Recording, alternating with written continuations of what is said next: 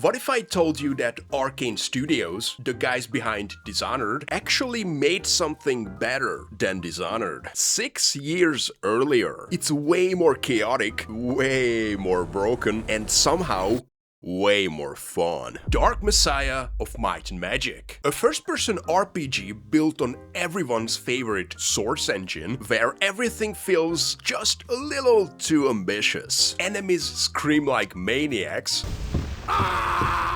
Nothing ever goes the way you expect. I need to...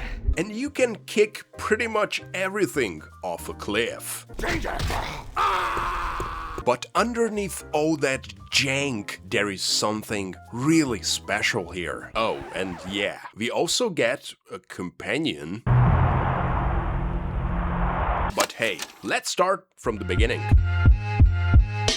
Look, I grew up in Eastern Europe, which basically means I played an unhealthy amount of low-budget, janky, or just straight-up awful games. Heck, I even built an entire series around them. You know the type. Overly ambitious, full of bugs, weird mechanics everywhere, but somehow they still have that charm that makes you love them even more. And when you guys kept recommending Dark Messiah to me over and over again, I was like, alright, fine, another jank episode, but yeah, about that. I'm sorry, but I just can't simply call this game a jank. But please, don't turn the video off. I will explain later on. Because here is the thing, it's becoming more and more rare for a game to completely pull me in. You know, like sit down for an hour and suddenly it's 6 AM and now I have to go to work with 0 hours of sleep. Sorry, work.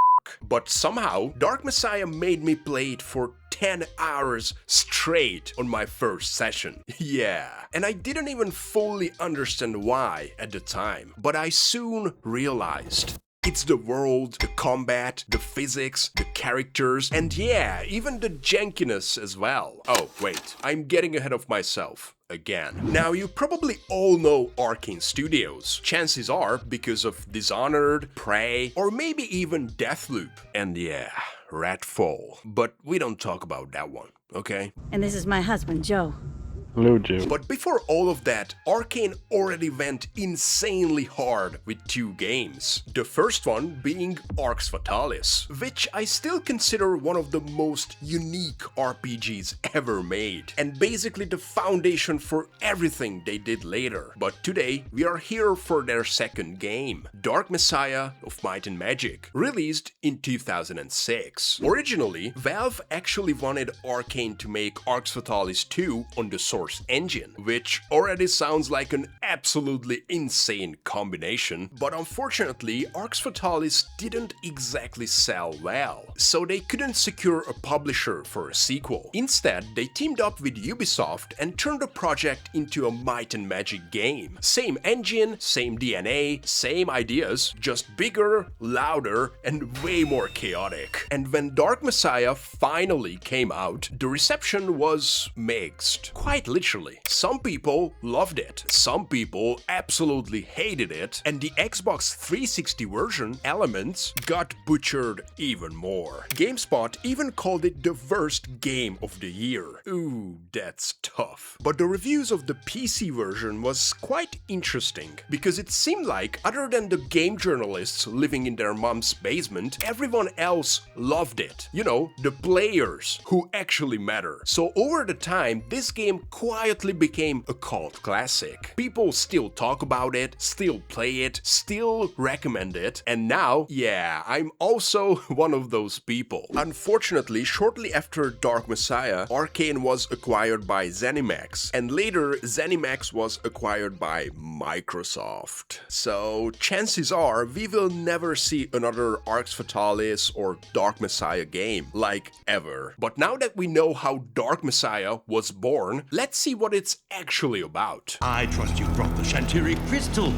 Of course you have. And oh boy, the moment I started the game, I immediately felt at home. That Source Engine menu is still beautiful. Thankfully, Dark Messiah wastes no time and we are thrown straight into the story. We play as a guy named Sareth, a wizard apprentice sent on his real first mission by his master, Fenrig. This little temple section acts as our tutorial, and it's honestly one of my favorites, like ever. Instead of stopping every 2 seconds to explain things, the game just throws us in and lets us figure it out on the fly, while everything is actively trying to kill Sareth. We learn about stamina, climbing, moving objects, and most importantly, kicking.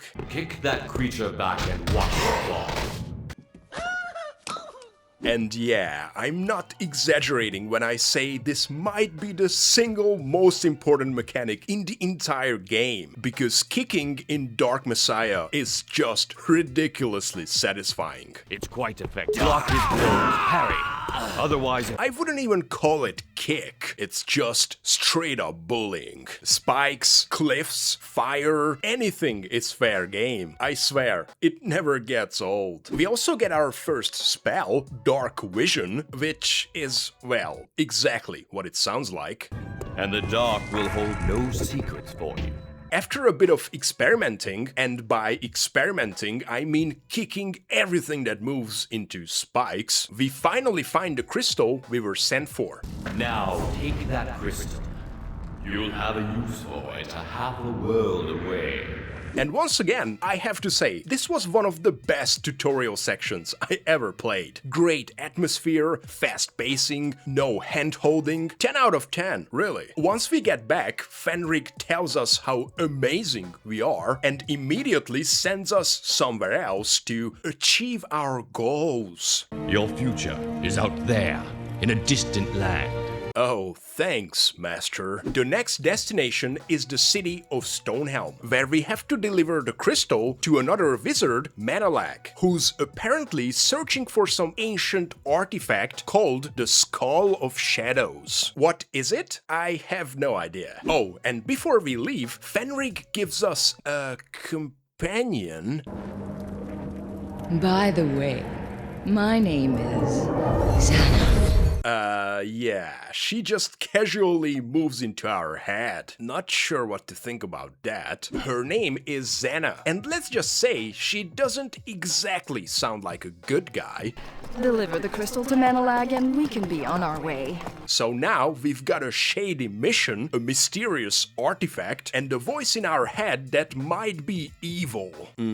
That's a strong first 5 minutes. Soon we arrive at Stonehelm, and of course, things immediately go wrong. A Cyclops attacks the city.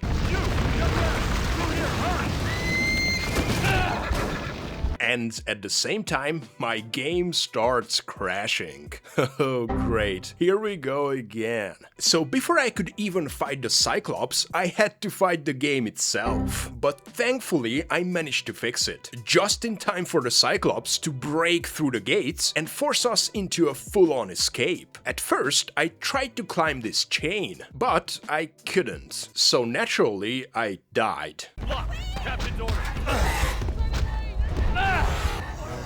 What? What do I have to do? Yeah, you guessed it. We do have to climb the chain, but we can only do it if we jump first.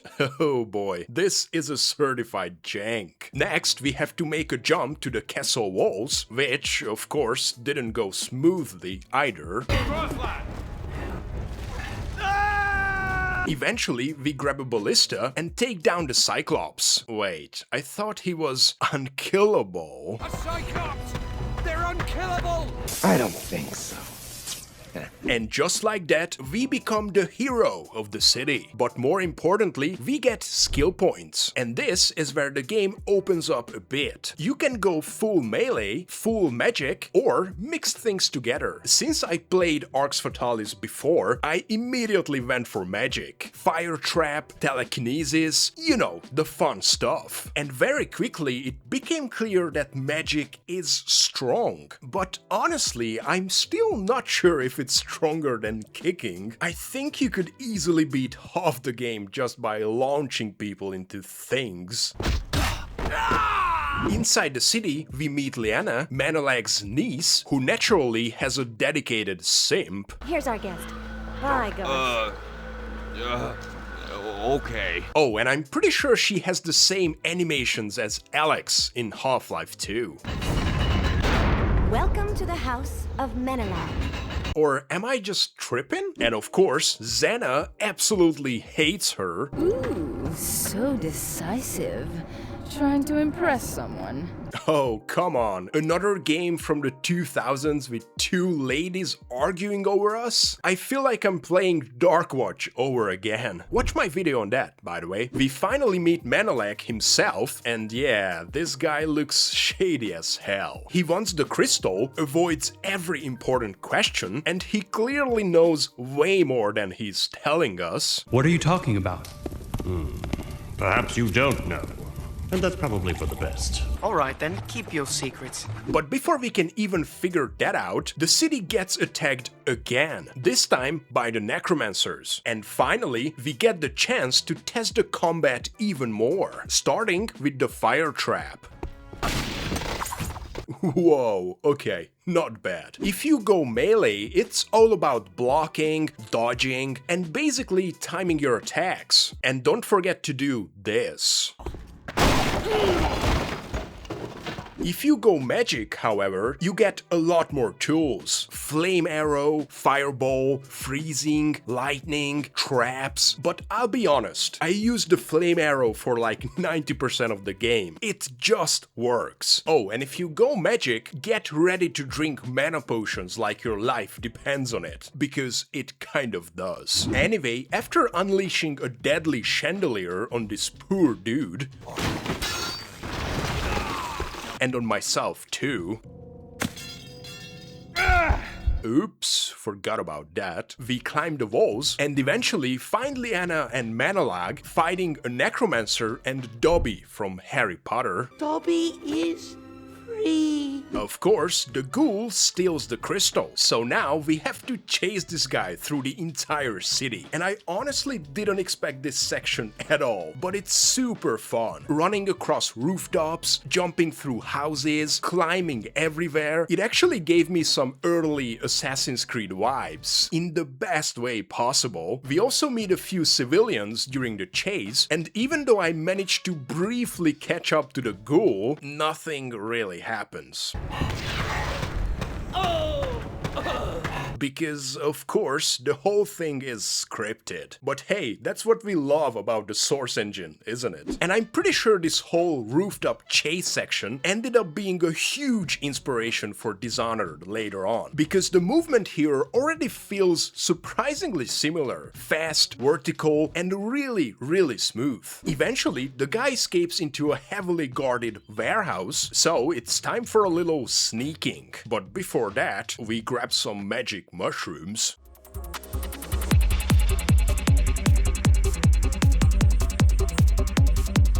We have two options here. Go in weapons blazing from the front, or act smart and go through the sewers. That stinky and disgusting sewers. Oh, okay. Now that I've said it, I'm not sure it was actually smart. After dealing with the guards and spending way too much time looking for a key, we finally make it inside. This is also where I found my first proper armor, the wizard robe. More mana, more protection. Hell yeah, I will take that. We push deeper into the necromancer hideout, and this is where things start getting interesting. Xena suddenly starts talking about Sereth's father. You know my father?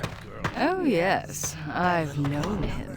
Excuse me? What? We also pass a fully functional forge, which I completely ignored at the time. Big mistake. But you will see what I mean later on. And after crawling through some absolutely disgusting tunnels, we finally meet the guy behind all of this, Arantir. And of course, he has the crystal. He casually opens a portal to the necromancer hideout as a flex. He's opening a portal between the necromancer hive and the tunnels here. That takes rare power. We get it, man. You're f***ing edgy and cool, yeah. And since he's the most powerful wizard, we have to improvise. So the plan is to free the prisoners to cause a distraction, grab the crystal, and since I absolutely suck at sneaking, immediately get caught and die. Whoever you are, you're a rather incompetent thief. We shall see if you make a better zombie. On the second try, though, we managed to escape through the sewers. Professional gameplay, am I right? On the way out, Sereth gets a strange flashback. You can call me Xana. Yeah, I have no idea what's going on. Xana denies everything. Don't believe any of it, dear. I'm a friend, an ally, and I could be even more. Not suspicious at all. We regroup with Liana, who's trying to keep Manalag alive, and at this point, the objective is simple. We need a ship to escape, so find one, kill everyone on it, and take control. Sounds easy enough. So we board the ship and start clearing it out. And this is where I started using the staff for a bit. But honestly, I'm not a fan. It looks cool, but it's slow and doesn't hit that hard. So yeah, back to the flame arrows. We also meet enemy mages here for the first time, and yeah, these guys do not mess around.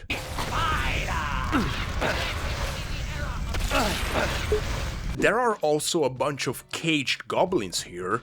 Free me! And I'm pretty sure we can release them somehow, but I had no idea how, so sorry dude. And it seems like the crew has an interesting taste. Well, enjoy, I guess. Oh, and the ambient sounds on the ship are out of this world, I swear.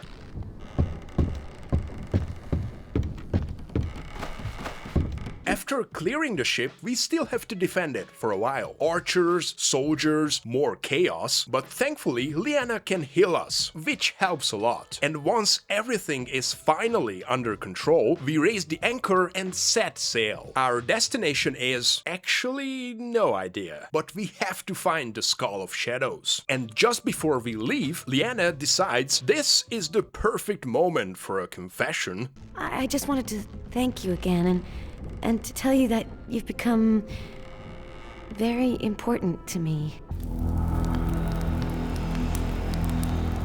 Soon, we arrive at the island where the Temple of Spider is located, and hopefully the artifact we've been chasing. And of course, Liana immediately reassures us that the place is full of hostile orcs and goblins. The island is full of hostile orc warriors, goblins too.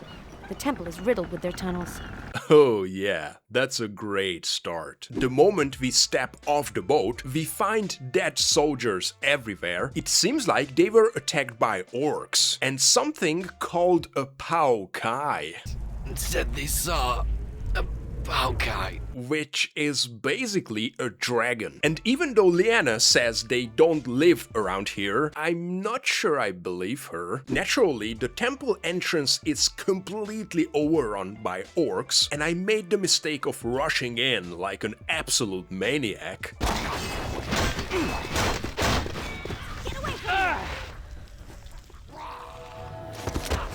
Yeah, that's not gonna work. Thankfully, on the second try, I started using the spikes. One orc had some serious beef with the wall. You will die! Okay, I respect the dedication, and it seems like they don't like fire that much. Once we clear the area, we start looking for a way inside, and that's when we find it, the rope bow. This thing is easily one of the coolest mechanics in the entire game. We can shoot it into wooden surfaces and it creates a climbable rope, opening up vertical exploration, insanely cool puzzles, hidden paths, shortcuts, and the best part is, the game actually uses it pretty well. There are tons of secrets and alternate routes built around it. I honestly loved every second of using this thing, except when it randomly gets you stuck in a wall. But hey, this is still a Jank game, remember? We finally opened the gate for Liana, and the dragon she said didn't exist, well, actually, is right here. Targon, don't! It's too powerful! Get down! So now we are running for our lives while this thing shoots lightning, but we still have time to kick a few orcs into a campfire along the way. I told you, it never gets old. We make it inside the temple, and yeah, these statues genuinely give me the creeps. We find a massive gate, but to open it, we need to go deeper into the temple and use the crystal to power the mechanism, which, of course, means we get separated from Liana. Perfect. Inside, the temple is crawling with goblins, who have hilarious voice acting. And the moment we reach the gate, they slam it shut into our face. Oh, you little piece of shit. So now we are forced to loop back to Liana. And of course, the dragon catches up again with some truly amazing Source Engine animations.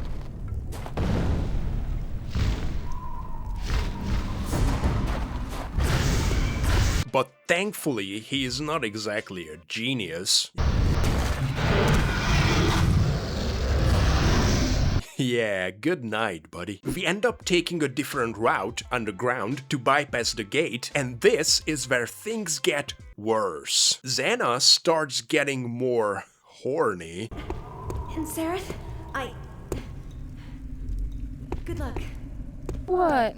No goodbye kiss? I'm not listening to you. It's because I don't like you. And we get the things I hate the most. Spiders. Lots of them. And I'm not joking. Can I quit this game now, please? There is one section where we are climbing up a pit using ropes while spiders keep crawling down the walls. I swear, this was straight up nightmare fuel. Where do I shoot this thing now? No! Eventually, we escape the caves and reach this massive cliffside area. And man, this is where the game really shines. The rock formations, the endless ocean below, the wind, the seagulls, it's beautiful.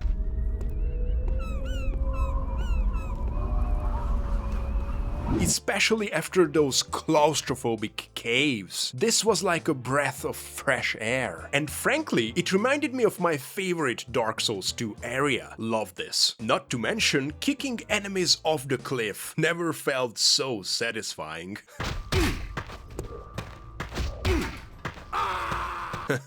Of course, the lift to the top is broken, because why wouldn't it be? So we take the long way, climbing, platforming, and eventually reaching this orc house hanging on the side of a cliff. Oh, come on. Getting inside with the rope bow should be child's play.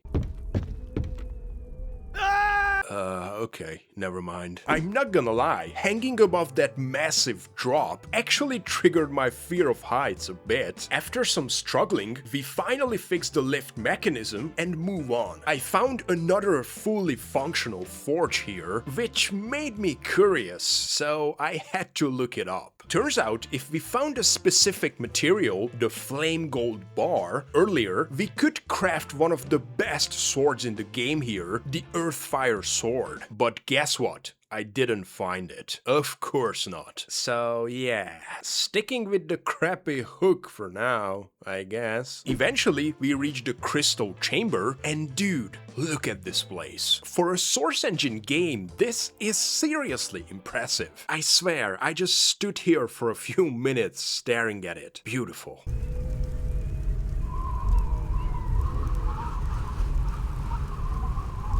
We place the crystal and immediately get interrupted. Eratroc, the orc chief, shows up. He challenges Sereth to an honorable duel, which means no magic, just combat. And this time I actually wanted to play it fair. You know, honor the rules and destroy him using my hook. But then, for some reason, his entire squad jumps me.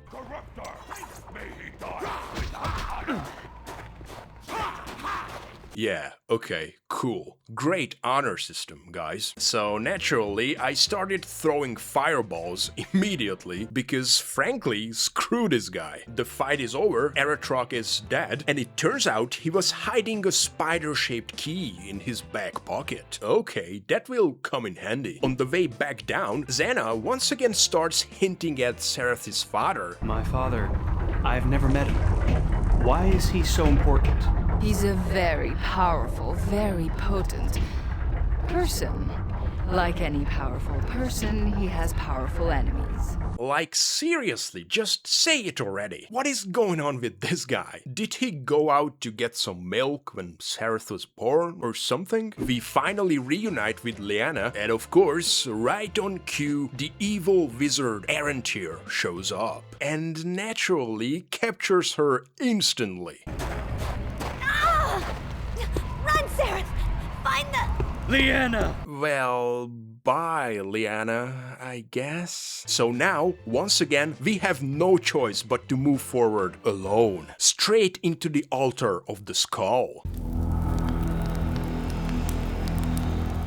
Soon, we reach a massive spider statue, and yeah, of course, it's not that simple. It requires 4 gems, and those gems are scattered somewhere across these underground tombs. So yeah, good luck. The statue opens 3 separate paths, each leading deeper into the dungeon, and after about 10 minutes of struggling, I finally figured out how to place the first gem. You have to stand in a very specific pixel-perfect spot.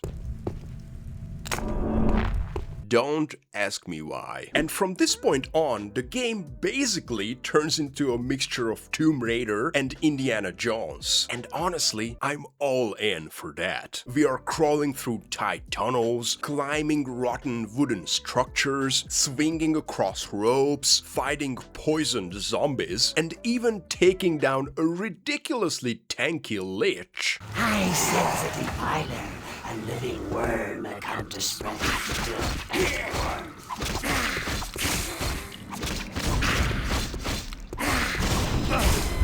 I'm not gonna lie, this entire section really scratched that dungeon crawler itch. And a few times it even gave me strong Arx Fatalis vibes, which I absolutely loved. There are secrets everywhere, traps around every corner, and I even found a burning staff that looks insanely cool.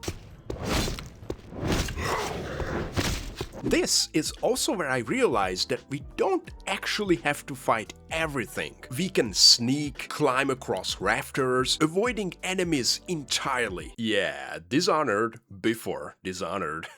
After placing the final gem, Xana gets worse. The final gem, Sereth. It draws us together. Can you feel me in your blood like fire?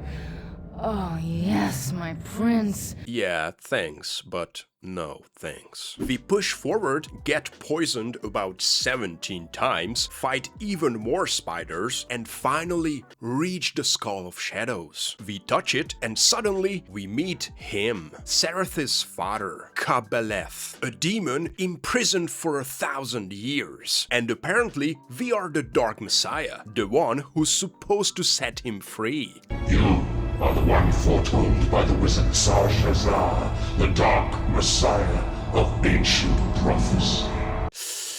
Not sure about that one, Papa. And of course, the first thing he does is giving orders. My son, break my prison. Take up the skull of my ancient enemy and shatter the prison that holds me. This, my son, I command you. Yeah, classic dad behavior. Oh, and he says we should use Xana as we see fit. The creature that accompanies you is yours. Use her as you see fit. Dude, I know you've been in prison for the last 1,000 years, but women are not objects, okay? We snap out of the vision only for Arantir to show up immediately. He tells us that the skull doesn't belong to us, and then he just casually impales Sereth. I do this for the sake of all Ashland. Ooh, damn. damn, that doesn't look good. Thankfully, Xena saves us, using her powers to bring us back. But now we wake up in an orc prison, and things have changed. Because now Sereth has demon powers. You must be careful how you use them, my prince. Others will mistrust you. They don't understand. Looks awesome, but there is a catch. It constantly drains health, so we have to keep killing to stay alive. Oh, and naturally, since this is a 2000s game, we lost all of our gear. And apparently, Sereth can't even pick up a sword without his backpack. I need to get my pack before I can carry anything. I mean, dude, that's what your hands are for, but whatever. We finally find our stolen backpack, and right next to it, a flame gold bar. Oh yes. Now we can finally craft the Earthfire sword. And I have to say, this whole crafting sequence is actually awesome. First, we melt the bar over the fire, then pour it into a sword form, then warm it up, a quick hammer time, and ladies and gentlemen, it's finally ready. The majestic Earthfire sword. Oh my god, I can't believe this stupid game. I can't even use this thing. Before we leave, we have to deal with, you guessed it, another Cyclops. And yeah, I'm not proud of this, but I skipped the whole thing. Which means, use the robo to get around him, break the game a little bit to jump to the exit, and bye-bye, one-eyed friend. Oh, and I just got enough XP to finally be able to use the sword. And this thing is an absolute monster.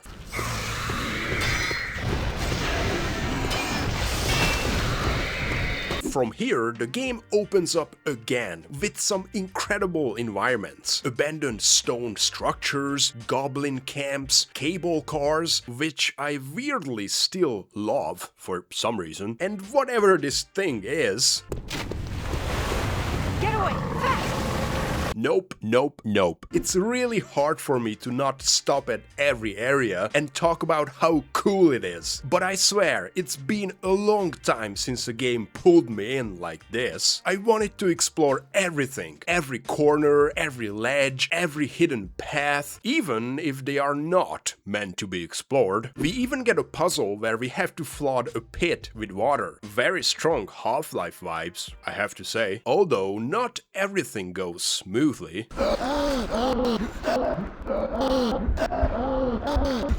And of course, the game throws in an old trick as well. You gotta try harder than that. I've played enough Dark Souls to know a good old bait.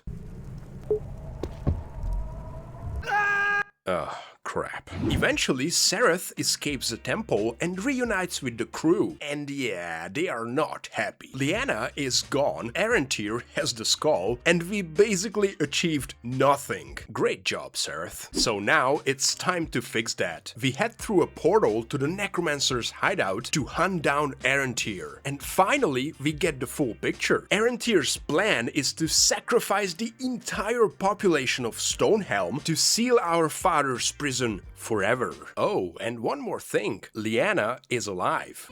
Is there no one here? No one with a soul? And now the game gives us a choice. Save her or let her die and side with Xena. Xena, of course, is very persuasive about letting her die. We must find a way down to the pit. You don't have time for that girl. You must stop Arantir. But yeah, sorry Xena, I'm saving her. She's too cute to die. Which means giant spider boss fight. Oh, come on, is that really necessary? After that nightmare, we return to Stonehelm and the city is completely destroyed. Not sure about you, but I always love returning to starting areas in games. So I actually really enjoyed this. And yes, say it together, another Cyclops. But at this point, I just accepted it. I'm not beating these guys. We push forward into a church to finally get rid of Xena. But of course, she doesn't want to leave that much. No, Sereth, I'll stop you. You can't kill me. And once she was gone, I immediately started to question my decision. Maybe she wasn't that bad after all. But hey, we get a pretty badass holy staff out of it, so worth it. Final stop, the necropolis beneath Stonehelm. And this place is gigantic. Dark, eerie, full of statues and coffins. And we meet a spirit named Ishtvan. I am Ishtvan. My Hungarian fellows, please close your eyes. After more platforming, more combat, more chaos, we finally reach Arentir, right in the middle of his ritual. And you know it, final boss fight. At first, I was surprised because the fight was pretty manageable. He keeps turning invisible, trying a few tricks, but nothing crazy. And then he summons a dragon. I shall also summon an ally. Try to understand its spawn. Oh no. At this point, I was completely out of mana potions, and after dying a few times, I was like, you know what, screw this guy. So I did what any reasonable person would do, gave myself infinite mana, and flamethrowered his ass into the ground.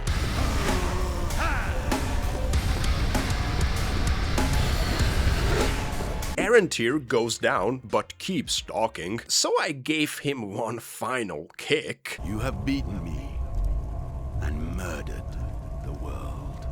No! We'll find a way to avoid these prophecies of doom and death! We take the skull, and now the final choice. Free Sereth's father or seal him forever. And yeah, I wasn't really vibing with the whole demon world domination thing, so I let him rot. Forever. Of course, he starts monologuing about revenge and eternity.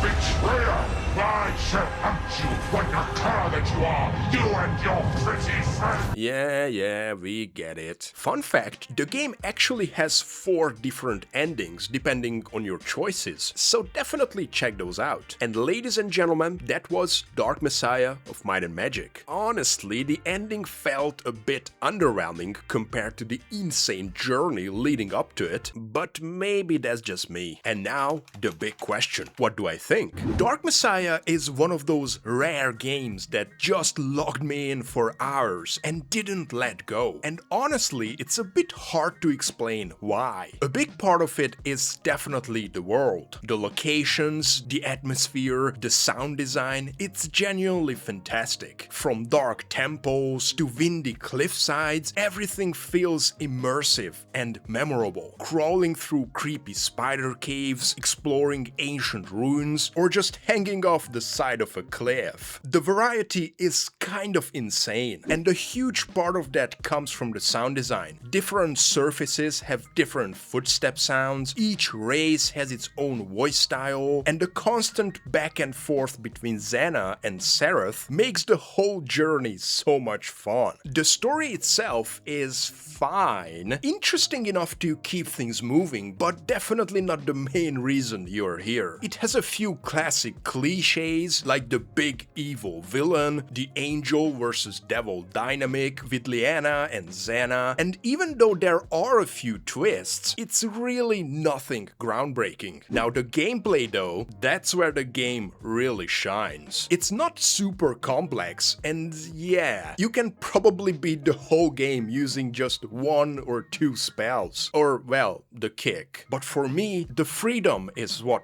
makes it special. You can sneak around, use the rowboat to explore vertically, or just go full chaos mode and blast everything that moves. And one more thing that really got me was the exploration. If you're the type of player who likes checking every corner like I do, this game rewards that constantly. Hidden passes, secret areas, alternate routes, modes, you won't always find something game-changing, but the feeling of discovery is always there. I mean, heck, that's the main reason I like the Souls games too. And last, but definitely not least, the jank. Because yes, it is janky. If you say Dark Messiah is not janky, you are delusional, my friend. Animations break, physics go wild, enemies bug out, but instead of ruining the experience, it somehow makes it even better. Because we are all here for the jank, aren't we? From all that, you can probably tell that I absolutely love Dark Messiah. And that's true. But still, there is a side of it that I hate, and that's the simplicity. If you've played Arkane's first game, Arx Fatalis, you can immediately feel what's missing here. The RPG systems are much more stripped down. The crafting is pretty much gone, there are fewer spells, simplified mechanics, and even the gear and progression feels a bit limited. It's still fun, don't get me wrong, but from this perspective, it definitely feels like a step back. But unfortunately, I know why. This was clearly a more accessible project, something that could reach a wider audience, so I can't blame them. But part of me still wishes we got the full, unhinged Arkane version of this game. I'm pretty sure these guys had a lot more ideas, insane amounts of creativity, and they could have pushed this game much further. Now, one thing I haven't talked about is the modding scene, because somehow this game refuses to die, and that's amazing. There is still an active community working on it, improving it, adding new content, even restoring cut features. We've got enhanced mods, new maps, RTX projects, and even official support from Ubisoft and Nvidia, which is crazy. I will leave everything in the description, definitely check them out. All that said, I still stand by this. Even in its current form, Dark Messiah is a gem. If you like fantasy, immersive worlds, or just want something different, give it a shot. And if you do, I'm pretty sure you will love Arx Fatalis as well. Because that game shows just how far Arkane was willing to go when nothing held them back. Damn, I really want to make a video on that too now. As always, I would love to hear your thoughts on Dark Messiah. And if you like this kind of content, please consider dropping a like, subscribing, or telling me what you think in the comments. We also have Patreon and YouTube memberships if you would like to support the channel even more. I would like to say a huge thank you to all the members. Don't forget to join our Discord if you want to have a chat or play some games with us. And as always, thanks for watching. Bye!